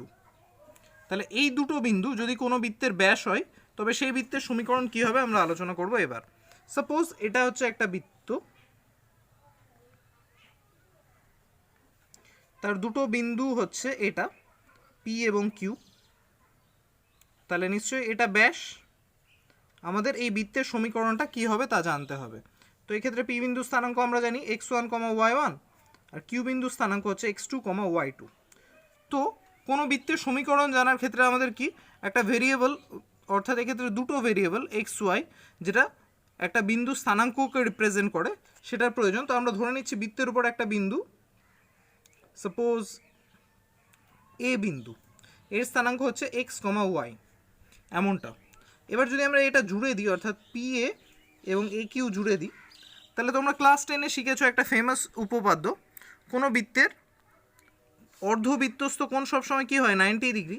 তাহলে এখানে আমি স্পষ্ট বলতে পারি এটা যেহেতু বৃত্তের ব্যাস এটা অর্ধবৃত্তস্থ কোণ, সুতরাং এই কোণটা 90 ডিগ্রি। এটাকে আমরা যদি অ্যাপ্লাই করার চেষ্টা করি, আমরা সরলরেখার ক্ষেত্রে শিখেছিলাম কোনো সরলরেখার যদি আমরা দুটো বিন্দু স্থানাঙ্ক জানি তবে সহজেই তার প্রবণতা বের করতে পারি। তাহলে আমরা এখানে কি করব, এই সরলরেখার প্রবণতা বের করব অর্থাৎ পি এ সরলরেখার, একইভাবে এ কিউ সরলরেখারও প্রবণতা বের করব। এবং যেহেতু এই সরলরেখা দুটো পরস্পর কিভাবে আছে, লম্বভাবে আছে, কারণ এদের অন্তর্গত কোণ 90 ডিগ্রি, সুতরাং এই সরলরেখার প্রবণতা এবং এই সরলরেখার প্রবণতা, এই দুটো সরলরেখার প্রবণতার গুণফল কী হওয়া উচিত -1। আমরা স্ট্রেট লাইনের ক্ষেত্রে শিখেছি দুটো সরলরেখার প্রবণতার গুণফল -1 তখনই হয় যখন সরলরেখা দুটো পরস্পর লম্ব থাকে। আর প্রবণতা বের করার নিয়মও আমরা শিখেছিলাম। তাহলে এক্ষেত্রে পি এ সরলরেখার প্রবণতা কি হচ্ছে দেখা যাক।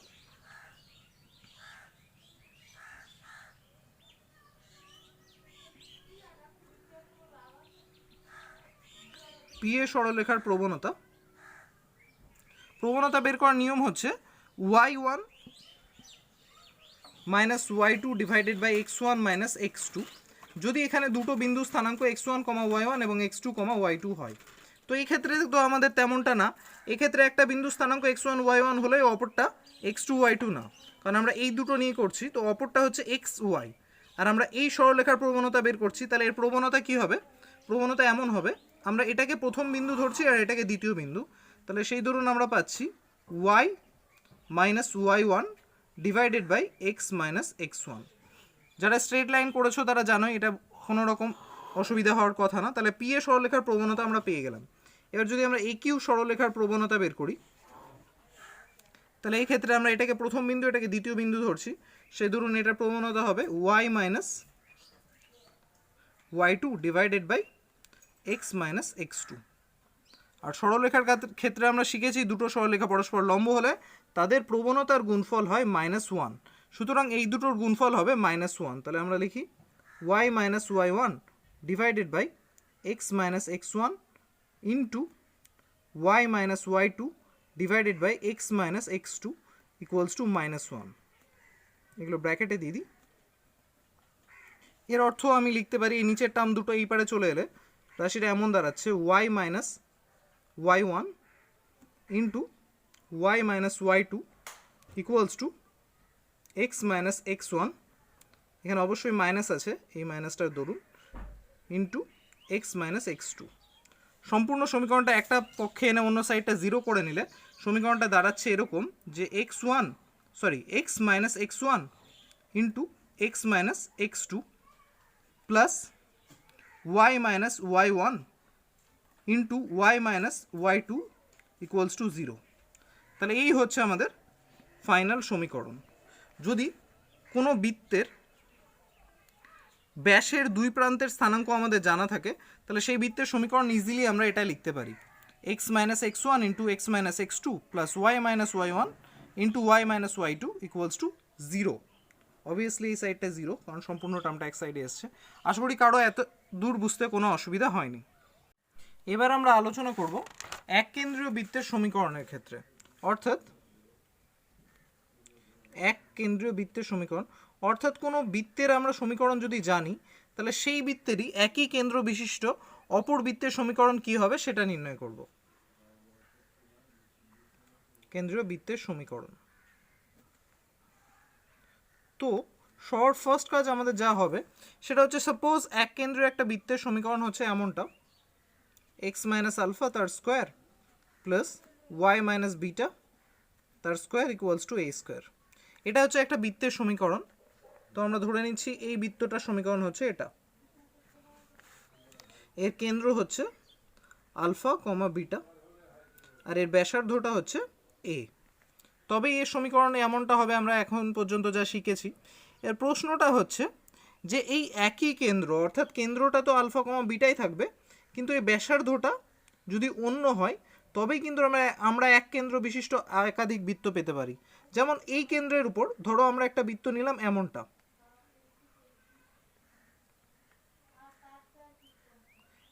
বৃত্ত নিলাম। তো এই ক্ষেত্রে কি হচ্ছে, এই বৃত্তটার ব্যাসার্ধ অবশ্যই এ না, তো আমরা ধরে নিচ্ছি এই বৃত্তটার ব্যাসার্ধ বি। তাহলে এই যে বাইরের বৃত্তটা আমি নিলাম, এই বৃত্তের সমীকরণ কি হবে, এত দূর তো একই থাকবে কারণ কেন্দ্র তো দুটোরই একই। তাহলে আমি এখানে লিখব এক্স মাইনাস আলফা তার square plus y minus beta তার স্কোয়ার ইকুয়ালস টু, কিন্তু যেহেতু ব্যাসার্ধ এ স্কোয়ার না, বাইরের বৃত্তটার ক্ষেত্রে ব্যাসার্ধ কি বি স্কোয়ার, সুতরাং আমি এখানে লিখব বি স্কোয়ার। তাহলে এখান থেকে খুব সিম্পলভাবে দেখা যাচ্ছে যে এমনটা যদি কোনো বৃত্তের সমীকরণ হয় তার এক কেন্দ্রীয় বৃত্তের অপর সমীকরণ আমি এমনটা লিখতে পারবো, শর্ত এই যে a not equals to b হতে হবে বা a square not equals to b square হতে হবে। তাহলে বিষয়টা বুঝতে আশা করি কারো কোনো অসুবিধা হচ্ছে না। কেন্দ্রটা একই আছে, ওই জন্য এই এত দূর পর্যন্ত কোনো অসুবিধা নেই, কারণ এত দূর পর্যন্ত শুধুমাত্র কেন্দ্র আর এক্স ওয়াই ভ্যারিয়েবলের সম্পর্ক আছে। এখানে আসছে ব্যাসার্ধ যেটা দুটোর আলাদা, সেই জন্য এই টার্মটা আলাদা হলো। আর এই বৃত্তটির এক কেন্দ্র বিশিষ্ট বৃত্তের সমীকরণ দাঁড়ালো এটা।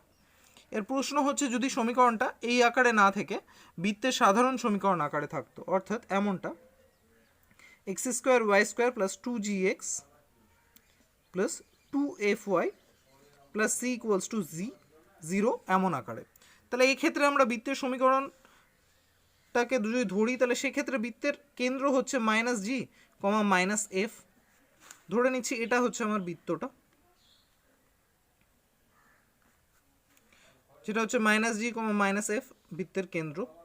এবার যেহেতু এক কেন্দ্র বিশিষ্টই অপর একটা সমীকরণ আমি নিব, তো এই ক্ষেত্রে বিষয়টা কি হচ্ছে, ওর কেন্দ্রটাও minus g comma minus FE থাকবে। এবার এই বৃত্তটার কেন্দ্র এটা, আর ব্যাসার্ধটা কি হয়, ব্যাসার্ধ হচ্ছে root over g square plus f square minus c. এর প্রশ্ন হচ্ছে এই এক কেন্দ্র বিশিষ্ট অপর যদি আমি কোনো বৃত্ত নিই, সাপোজ ওটা বাইরে হোক বা ভেতরে হোক, আমি এই ক্ষেত্রেও বাইরেই আঁকলাম, তো সেটার ক্ষেত্রেও এই কেন্দ্রটা কিন্তু একই হবে, অর্থাৎ জি আর এফ এর মানের কোনো পরিবর্তন নেই এক্ষেত্রেও। কিন্তু এই যে গোটা টার্মটা ব্যাসার্ধ, দুটো বৃত্তের ক্ষেত্রে কিন্তু ব্যাসার্ধটা এক হবে না। তাহলে আমি যদি ঠান্ডা মাথায় ভাবি এই জিনিসটা, এই বৃত্তের ক্ষেত্রে অপর একটা বৃত্তের ক্ষেত্রে এই দুটো সেম থাকবে, তার মানে চেঞ্জ হবে নিশ্চয়ই এই সি টার্মটা, কারণ সি চেঞ্জ হলে তবেই এই গোটা টার্মটার ভ্যালু চেঞ্জ হবে, যেহেতু জি আর এফ তো আর চেঞ্জ হচ্ছে না, কারণ জি আর এফ একই থাকছে দুটো বৃত্তের ক্ষেত্রেই, তার মানে সিটাই চেঞ্জ হবে। সেই ধরুন আমি এই বৃত্তের এক কেন্দ্র বিশিষ্ট অপর বৃত্তের সমীকরণ লিখতে পারবো x square plus y square plus 2gx plus 2fy plus c এর পরিবর্তে অন্য কিছু, সাপোজ c1 লিখলাম, c1 ইকুয়ালস টু 0, আর এখানে স্ট্রিক্টলি হবে c1 not equals two c, কারণ এই সমীকরণের ক্ষেত্রেও আমরা পাবো বৃত্তের দুটো কেন্দ্রের স্থানাঙ্ক minus g comma minus F, যেটা এই বৃত্তেরও কেন্দ্রের স্থানাঙ্ক ছিল, কিন্তু এই বৃত্তের ব্যাসার্ধ এটা ছিল, আর এই বৃত্তের ব্যাসার্ধ হবে root over g square plus f square minus c1, c নয়। আর এইটার পার্থক্যের জন্য, অর্থাৎ এখানে সি এবং এখানে c1 হওয়ার জন্য এই দুটোর মান পৃথক বেরোবে, আর এই দুটোর মান পৃথক হওয়ার জন্য এই দুটো সমীকরণ যে বৃত্তকে রিপ্রেজেন্ট করছে তাদের ব্যাসার্ধও পৃথক হবে। আশা করি বোঝাতে পারলাম। তাহলে এই সমীকরণের এক কেন্দ্রীয় বৃত্তের সমীকরণ হবে এটা, যেখানে a স্কোয়ারে যে বি স্কোয়ার হলো, আর অবশ্যই a not equals to b, এবং এই আকারে যদি থাকে সমীকরণটা, তাহলে সেক্ষেত্রে এক কেন্দ্রীয় বৃত্তের সমীকরণ হবে এটা, যেখানে c1 not equals two c। আশা করি কারো বুঝতে অসুবিধা হচ্ছে না। এরপর আমরা আলোচনা করব কোনো বৃত্তের উপর বিন্দুর স্থানাঙ্ক জানা থাকলে সেটার সাহায্যে আমরা কীভাবে সেই বৃত্তের সমীকরণ বের করতে পারি। যেহেতু বৃত্তের ক্ষেত্রে তিনটে ভেরিয়েবল থাকে, ভেরিয়েবল বলতে অ্যাকচুয়ালি তিনটে ভ্যালু এমন থাকে যেগুলোর মান আমাদের জানার প্রয়োজন হয়, তাই অ্যাটলিস্ট তিনটে বিন্দুর স্থানাঙ্ক আমাদের জানা থাকলে তবেই আমরা সেই বৃত্তের সমীকরণ নির্ণয় করতে পারবো, যদি অন্য কোনো শর্ত না জানা থাকে। তবে তিনটে নির্দিষ্ট বিন্দুগামী বৃত্তের সমীকরণ।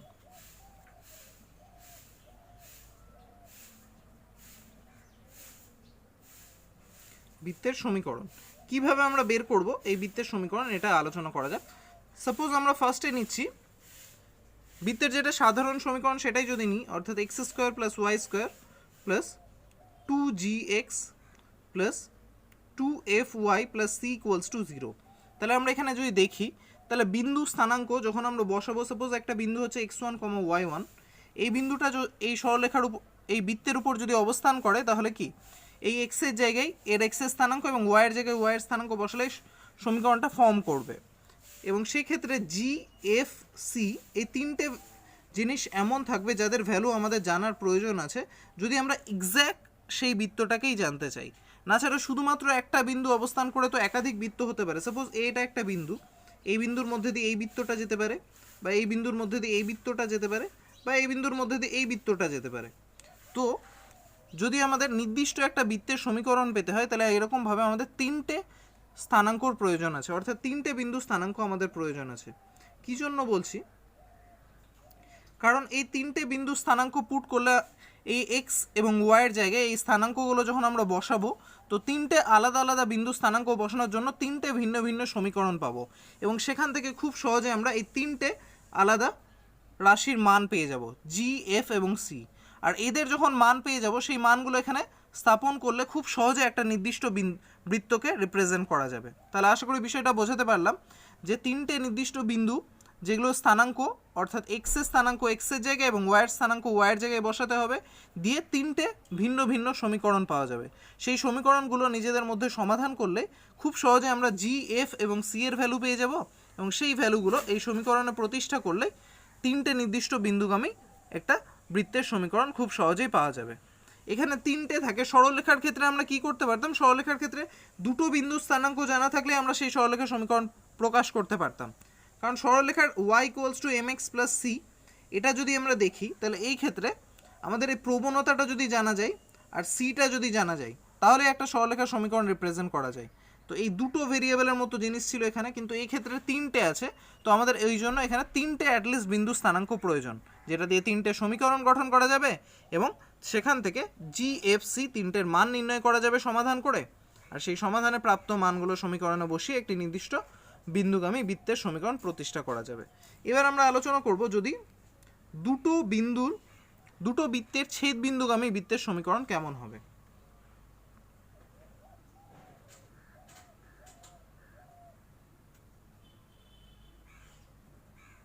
দুটো বৃত্তের ছেদ বিন্দুগামী বৃত্তের সমীকরণ।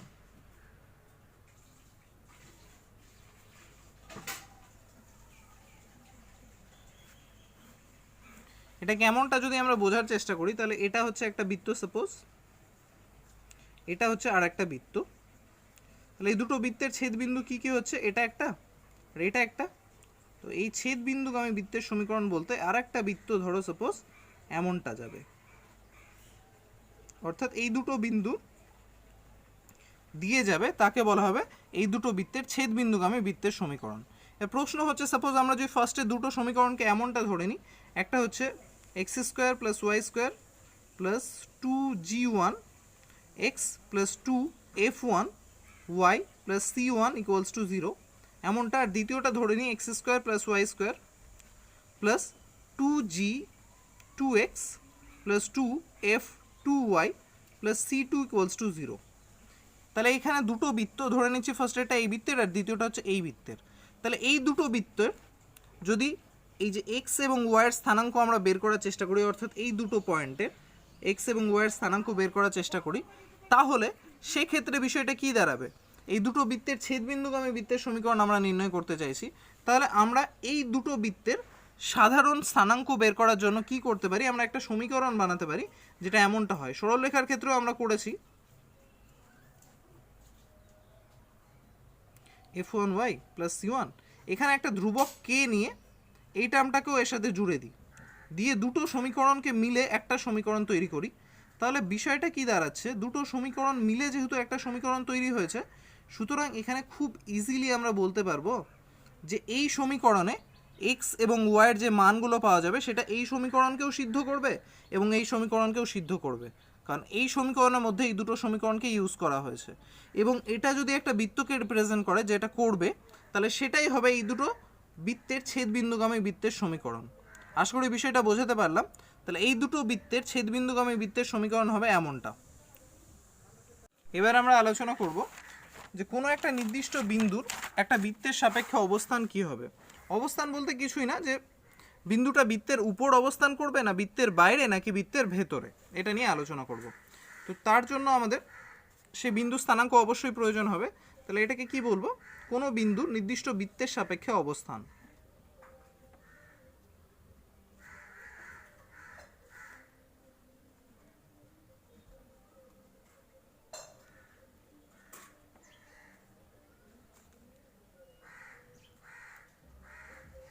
বৃত্তের সাপেক্ষে অবস্থান। এর প্রশ্ন হচ্ছে, আমরা ধরে নিচ্ছি ফার্স্টে একটা বৃত্তের কেন্দ্র হচ্ছে এটা, যেটা স্থানাঙ্ক যা খুশি ধরা যেতে পারে। সাপোজ এক্ষেত্রে আমি ধরে নিলাম আলফা বিটা, একটা বৃত্তের কেন্দ্র হচ্ছে এটা। আর একটা বিন্দু, যে বিন্দুটা আমরা এখানে আলোচনা করছি কোনো বিন্দু, সেই বিন্দু হচ্ছে পি, তার স্থানাঙ্ক ধরে নিচ্ছি x1, y1 সাপোজ। আর এই কেন্দ্রের নাম দিয়ে দিচ্ছি সেন্টার, সি ফর সেন্টার, তো সি। এবার আমাদের প্রশ্ন হচ্ছে কোনো বিন্দুর নির্দিষ্ট বৃত্তের সাপেক্ষে অবস্থান বলতে এই বিন্দুটা যদি এখানে একটা বৃত্ত হয়, তাহলে সেই বৃত্তের ভেতরে হচ্ছে নাকি বাইরে হচ্ছে নাকি বৃত্তের উপরে হচ্ছে। তো তার জন্য আমাদের এই ডিস্টেন্সটা প্রয়োজন, অর্থাৎ সিপি দূরত্বটা লাগবে। তো শর্ট ফার্স্টে আমরা আলোচনা করেছিলাম দুটো বিন্দুর মধ্যবর্তী দূরত্ব নির্ণয়ের ফর্মুলা, তো সেখান থেকে খুব সহজে সিপি বের করা যাবে। যদি আমি এখানে করতে চাই তাহলে এমনটা হচ্ছে CP equals to x1 minus alpha তার square plus y1 minus beta তার স্কোয়ার, এমনটা থেকে খুব সহজে সিপি পাওয়া যাবে। এর প্রশ্ন হচ্ছে, এটা যদি বৃত্তের সেন্টার হয় এবং বৃত্তটার ব্যাসার্ধ সিপির তুলনায় কম হয়, ধরো সাপোজ এতটা বৃত্তের ব্যাসার্ধ, তাহলে এটাকে রিপ্রেজেন্ট করে যে বৃত্তটা হবে সেই বৃত্তটা এমনটা হবে। এখানে বলে দেওয়ার প্রয়োজন নেই, স্পষ্টই দেখা যাচ্ছে। তাহলে সেক্ষেত্রে পি বিন্দু কি বৃত্তের বাইরে অবস্থান করছে। তাহলে আমরা যদি ধরে নিই যে বৃত্তটার রেডিয়াস বা ব্যাসার্ধ হচ্ছে এ, তাহলে আমাদের এখানে পি বিন্দুটা যদি বৃত্তের ব্যাসার্ধের তুলনায় সিপির দূরত্ব বড় হয় তবে পি বিন্দু বৃত্তের বাইরে অবস্থান করবে। স্পষ্টতই যদি এই পি বিন্দুটা বৃত্তের ব্যাসার্ধ এ এর তুলনায় কম দূরত্ব হয় সি থেকে, তাহলে সেটা ভেতরে অবস্থান করবে। আর যদি একই দূরত্ব হয় তাহলে সেটা বৃত্তের উপর অবস্থান করবে। অর্থাৎ এই পি সিপির ডিস্টেন্সটা এবং তার ব্যাসার্ধ অর্থাৎ বৃত্তটার ব্যাসার্ধ এই দুটোর সঙ্গে তুলনা করলে খুব সহজে আমরা পেয়ে যাব যে পি বিন্দুটার অবস্থান কোথায় হবে। যদি সিপি কোনো ক্ষেত্রে এই ক্ষেত্রে এ ধরছি ব্যাসার্ধ এর তুলনায় বড় হয় তবে পি বিন্দু বৃত্তের বাইরে অবস্থান করবে।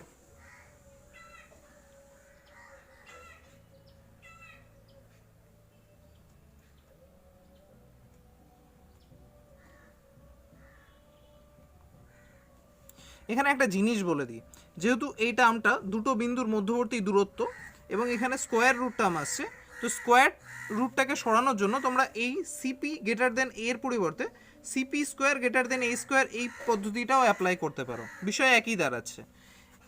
এরপর যদি কখনো সিপি সমান সমান এ হয় বা সিপি স্কোয়ার সমান সমান এ স্কোয়ার হয়, তার অর্থ কি?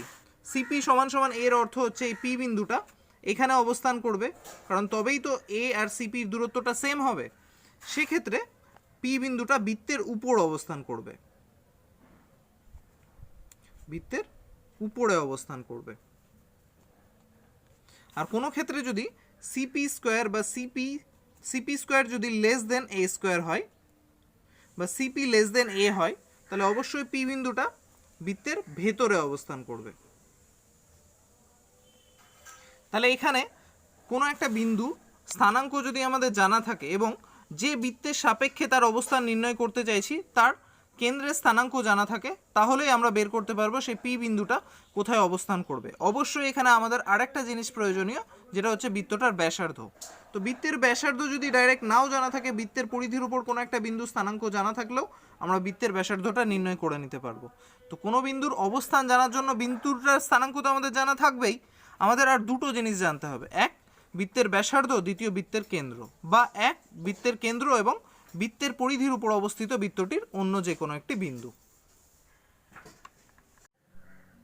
এবার আলোচনা করব কোনো বৃত্তের অক্ষ দুটোর ছেদিতাংশের দৈর্ঘ্য নির্ণয়। কোনো বৃত্তের দ্বারা অক্ষ দুটির ছেদিতাংশের দৈর্ঘ্য নির্ণয়।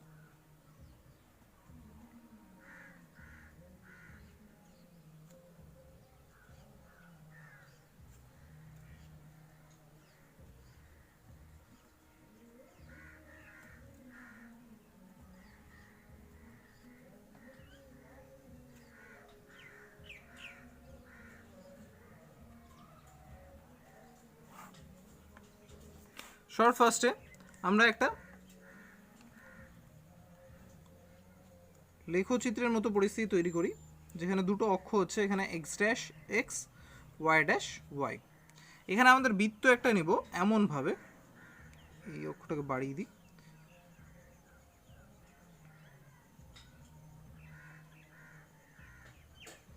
আমরা বৃত্তটাকে এইভাবে নিচ্ছি, তাহলে দুটো অক্ষকেই ছেদ করছে, তাহলে এক্ষেত্রে আমাদের বোঝাতে সুবিধা হবে। তাহলে এটা ধরে নিচ্ছি বৃত্তের কেন্দ্র, এখান থেকে স্টার্ট করব।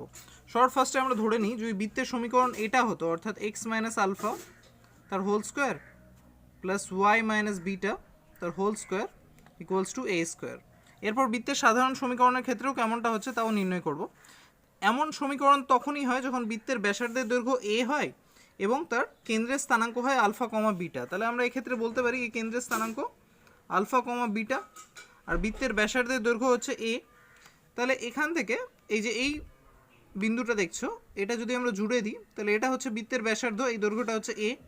আশা করি কারো বুঝতে অসুবিধা হচ্ছে না।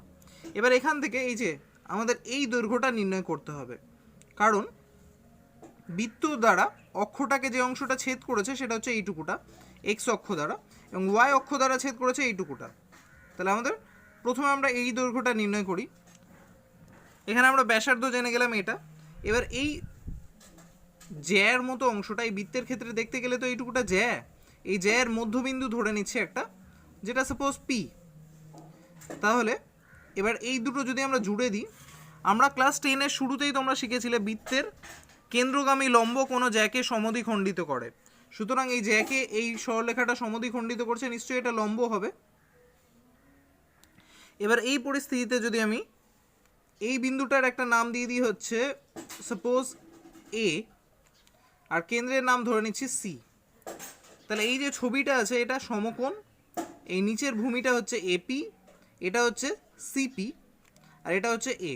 এবার বোঝার চেষ্টা করো, যেহেতু এটা মূল বিন্দু, সুতরাং এখান থেকে এই ডিস্টেন্সটা অর্থাৎ এই মূল বিন্দু থেকে পি ডিস্টেন্সটা কত হবে, হবে কেন্দ্রের এক্স এর স্থানাঙ্ক অর্থাৎ আলফা। একইভাবে এখান থেকে সি বিন্দু পর্যন্ত স্থানাঙ্ক যে দৈর্ঘ্যটা হবে সেটা কি হবে, সেটা হবে কেন্দ্রের ওয়াই এর স্থানাঙ্ক অর্থাৎ বিটা। তাহলে এই ডিস্টেন্সটা আমরা ইজিলি পেয়ে যাচ্ছি বিটা, এবং এই ডিস্টেন্সটা পেয়ে যাচ্ছি এ। তাহলে আমরা যদি এই সমকোণী ত্রিভুজ থেকে এপি, আমি বললাম যে এই পয়েন্টটাকে আমি ধরে নিচ্ছি পি, এপি দৈর্ঘ্যটা বের করতে চাই, তাহলে এপি সমান সমান কী হচ্ছে, আমরা পিথাগোরাস থিওরাম থেকে শিখেছি এপি হচ্ছে, বা এপি স্কোয়ারই বের করি না কেন, এপি স্কোয়ার ইকুয়ালস টু কী হচ্ছে, অতিভুজ স্কোয়ার, এখানে এটা হচ্ছে ভূমি অর্থাৎ অতিভুজ স্কোয়ার মাইনাস লম্ব স্কোয়ার হবে, অর্থাৎ AC square minus CP square হবে। আর এখানে এসি হচ্ছে আমাদের এ, সুতরাং এ স্কোয়ার মাইনাস বিটা স্কোয়ার হবে। আশা করি কারো বুঝতে অসুবিধা হলো না। কিন্তু এপিটা তো আর আমার সম্পূর্ণ জ্যায়ের দৈর্ঘ্য ছিল না, এটা ছিল সম্পূর্ণ জ্যায়ের অর্ধেকটা। তাহলে সম্পূর্ণ জ্যায়ের দৈর্ঘ্য কী হবে যদি আমরা করতে চাই, তবে 2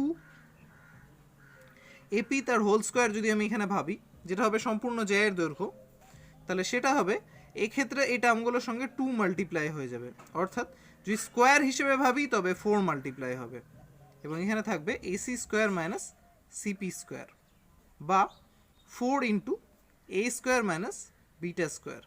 আশা করি বোঝাতে পারলাম। এটা সমান সমান হবে এক্স অক্ষ দ্বারা ছেদিত জ্যায়ের দৈর্ঘ্য বা ছিন্ন অংশ জ্যায়ের দৈর্ঘ্য এক্স অক্ষের, বৃত্ত দ্বারা এক্স অক্ষের যে ছিন্ন অংশ আছে তার দৈর্ঘ্য হচ্ছে এটা।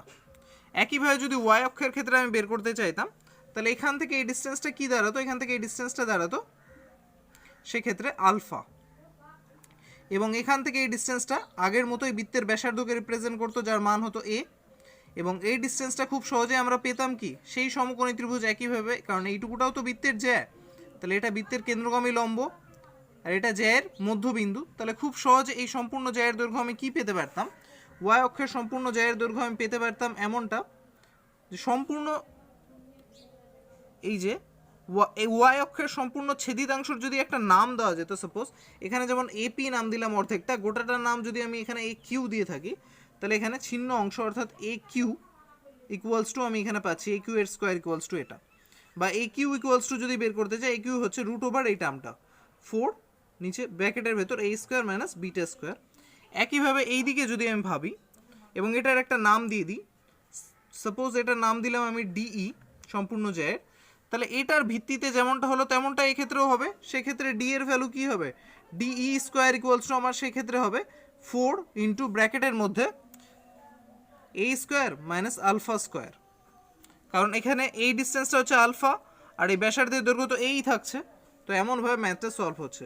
বা ডির দৈর্ঘ্য যদি আমি বের করতে চাই, তাহলে সেটা হচ্ছে রুট ওভার 4 ব্র্যাকেটে এ স্কোয়ার মাইনাস আলফা স্কোয়ার। পরবর্তীতে তোমরা এই রুটের 4 4 টার্মটাকে এমনভাবে নেওয়া যেতেই পারে এ স্কোয়ার মাইনাস আলফা স্কোয়ার। তাহলে সম্পূর্ণ বিষয় এই দাঁড়াচ্ছে যে বৃত্তটা দ্বারা ওয়াই অক্ষের ছেদিতাংশ হচ্ছে এটা, আর বৃত্তটা দ্বারা এক্স অক্ষের ছেদিতাংশ হচ্ছে এটা, যেখানে আলফা বিটা হচ্ছে বৃত্তের কেন্দ্রের স্থানাঙ্ক এবং এ হচ্ছে বৃত্তের ব্যাসার্ধ। আশা করি বোঝাতে পারলাম। এটা হচ্ছে এক্স অক্ষ দ্বারা বৃত্ত দ্বারা এক্স অক্ষের ছেদিতাংশের দৈর্ঘ্য, ওয়াই অক্ষের ছেদিতাংশের দৈর্ঘ্য, আর এটা হচ্ছে বৃত্ত দ্বারা এক্স অক্ষের ছেদিতাংশের দৈর্ঘ্য। সিম্পল। এবার এই বিষয়টাই যদি বৃত্তের সমীকরণ এমনটা না থাকে, যেটা সাধারণ সমীকরণ অর্থাৎ y x square y square plus 2gx plus 2fy plus c equals to 0 হতো, সেক্ষেত্রে আমাদের বৃত্তের কেন্দ্র কী হয় minus g comma minus f, এবং বৃত্তের ব্যাসার্ধ হয় root over g square plus f square minus c, এমনটা। তাহলে সেই হিসেবে যদি আমি ভাবি, এখানে ধরো কম্পেয়ার করছি আমি এ কিউ এর ভ্যালু, অর্থাৎ এক্স অক্ষের বৃত্ত দ্বারা এক্স অক্ষের ছেদিতাংশের দৈর্ঘ্য, তাহলে এ কিউ স্কোয়ার ইকুয়ালস টু আমার এখানে কী ছিল 4 ব্র্যাকেটে এ স্কোয়ার অর্থাৎ ব্যাসার্ধর স্কোয়ার মাইনাস বিটা কী ছিল, বিটা ছিল আমার কেন্দ্রের ওয়াইয়ের স্থানাঙ্ক, তাহলে সেই হিসেবে যদি আমি ভাবি এখানে আমার বিটার জায়গায় আছে কি, বিটার জায়গায় আমার এখানে আছে মাইনাস এফ, সুতরাং এখানে বিটা স্কোয়ার জায়গায় এফ স্কোয়ার হবে। আর বৃত্তের ব্যাসার্ধ এ এর জায়গায় আমার এখানে কি আছে, এ এর জায়গায় আমার এখানে আছে এই টার্মটা। তাহলে আমি এখানে এ স্কোয়ার না লিখে এই টার্মটা লিখবো, অর্থাৎ g square plus f square minus c. এবং বিটা স্কোয়ারের জায়গায় কি লিখবো, বিটা স্কোয়ারের জায়গায় লিখবো মাইনাস এফ এর স্কোয়ার অর্থাৎ এফ স্কোয়ার। অর্থাৎ এখানে এফ স্কোয়ারটা কাটা যাচ্ছে আর খুব ইজিলি আমি পেয়ে যাচ্ছি 4 ব্র্যাকেটে জি স্কোয়ার মাইনাস সি। এটা হচ্ছে আমার এ কিউ এর স্কোয়ার, অর্থাৎ বৃত্ত দ্বারা এক্স অক্ষের ছেদিতাংশের দৈর্ঘ্য, বা এ কিউ ইকুয়ালস টু কী হবে, রুট ওভার এই টার্মটা। আশা করি কারো বুঝতে কোনো অসুবিধা হচ্ছে না। বৃত্ত দ্বারা এক্স অক্ষের ছেদিতাংশের দৈর্ঘ্য হচ্ছে এটা, যদি বৃত্তের সমীকরণ এমনটা হয়। একইভাবে বৃত্ত দ্বারা ওয়াই অক্ষের ছেদিতাংশ যদি আমি এখান থেকে বের করতে চাই, তবে কি দাঁড়াচ্ছে দেখা যাক। সেক্ষেত্রে আমার D E square equals two দাঁড়াচ্ছে 4। এখানে আমাদের কি বেরিয়েছিল, এ স্কোয়ার মাইনাস আলফা স্কোয়ার, এ ছিল ব্যাসার্ধ, তো এ স্কোয়ার, এক্ষেত্রে আমার এ স্কোয়ার মানে ব্যাসার্ধ স্কোয়ার কি দাঁড়াবে, g square plus f square minus c. আর এক্ষেত্রে ছিল আলফা স্কোয়ার, যেটা ছিল আমার বৃত্তের কেন্দ্রের এক্স এর স্থানাঙ্ক, যেটা আমার এই ক্ষেত্রে হচ্ছে মাইনাস জি, সুতরাং এই ক্ষেত্রে হবে মাইনাস জি স্কোয়ার। তো জি স্কোয়ার ক্যান্সেল হয়ে গেলে ডি স্কোয়ারের ভ্যালু আমার কাছে থাকছে 4 ব্র্যাকেটে এফ স্কোয়ার মাইনাস সি, বা ডিইর ভ্যালু অর্থাৎ বৃত্ত দ্বারা ওয়াই অক্ষের ছেদিতাংশের ভ্যালু থাকছে আমার কাছে 4 ব্র্যাকেটে এফ স্কোয়ার মাইনাস সি এমনটা। তাহলে বৃত্ত দ্বারা এক্স অক্ষের ছেদিতাংশ এটা, বৃত্ত দ্বারা ওয়াই অক্ষের ছেদিতাংশের দৈর্ঘ্য এটা। আশা করি কারো বুঝতে অসুবিধা হচ্ছে না। বৃত্ত দ্বারা এক্স এবং ওয়াই অক্ষ দুটোরই ছেদিতাংশের দৈর্ঘ্য এইভাবে বের করা যেতে পারে। যদি তোমরা বৃত্তের সমীকরণ এমনটা জানো, তাহলে সেক্ষেত্রে এই দুটো হচ্ছে, এটা এক্স অক্ষের ছেদিতাংশ, এটা ওয়াই অক্ষের ছেদিতাংশের দৈর্ঘ্য। আর যদি বৃত্তের সমীকরণ এমনটা জানো, তাহলে সেক্ষেত্রে এটা হচ্ছে এক্স অক্ষের ছেদিতাংশ, এটা হচ্ছে ওয়াই অক্ষের ছেদিতাংশের দৈর্ঘ্য।